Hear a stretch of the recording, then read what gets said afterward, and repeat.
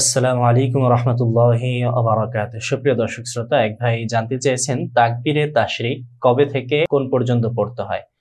তো তাকবীরে তাশরিক মূলত আরাফার দিন ফজরের পর থেকে, অর্থাৎ 9 জিলহজ যেদিন কোরবানি হবে এর আগের দিন ফজরের পর থেকে নিয়ে 13 তারিখ আসর পর্যন্ত এই 23 ওয়াক্ত নামাজে তাকবীরে তাশরিক পড়া নরনারীর উপরে প্রত্যেক ফরজ নামাজের পর একবার করে এই তাকবীর পড়া ওয়াজিব। তাকবীরে তাশরিক হলো আল্লাহু আকবার, আল্লাহু আকবার, লা ইলাহা ইল্লাল্লাহ, আল্লাহু আকবার ওয়ালিল্লাহিল হামদ। এই তাকবীরটা 9 তারিখ, বর্তমানে আমাদের এই বছর জুন মাসের 6 তারিখে আরাফার দিন হবে, শুক্রবার। জুন মাসের 6 তারিখ শুক্রবার দিন আরাফার দিন। এই দিন ফজর থেকে নিয়ে আপনার শুক্র, শনি, রবি, সোম, মঙ্গলবার আসর পর্যন্ত আপনার 23 ওয়াক্ত নামাজে তাকবীরে তাশরিক পড়তে হবে।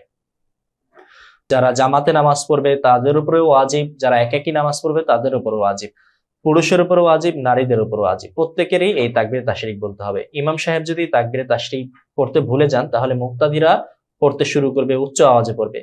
এমনকি এই 23 ওয়াক্তের কোনো নামাজ যদি কাজা হয়ে যায় এবং এটা যদি পরবর্তীতে আদায় করেন তাহলে এই কাজা নামাজের পরও তাকবীরে তাশরিক বলতে হবে। এবং এই কাজা যদি এই 13 তারিখ আসরের পরে কেউ আদায় করে অন্য কোনো সময়, তাহলে আর তাকবীরে তাশরিক বলতে হবে না। তাকবীরে তাশরিক কেউ যদি না বলে নামাজ থেকে উঠে যায় এবং মসজিদের বের হওয়ার আগ পর্যন্ত সে যদি পড়ে নেয় তাহলে তার জিম্মাদারি আদায় হয়ে যাবে। মসজিদ থেকে বের হয়ে যদি যায় তাকবীরে তাশরিক তার ছুটে যাবে এবং ওয়াজিব তরকের জন্য গুনাহগার হবে। তো সুপ্রিয় দর্শক শ্রোতা, আল্লাহ তাআলা আমাদের সবাইকে তাকবীরে তাশরিকের উপর আমল করার তৌফিক দান করুন।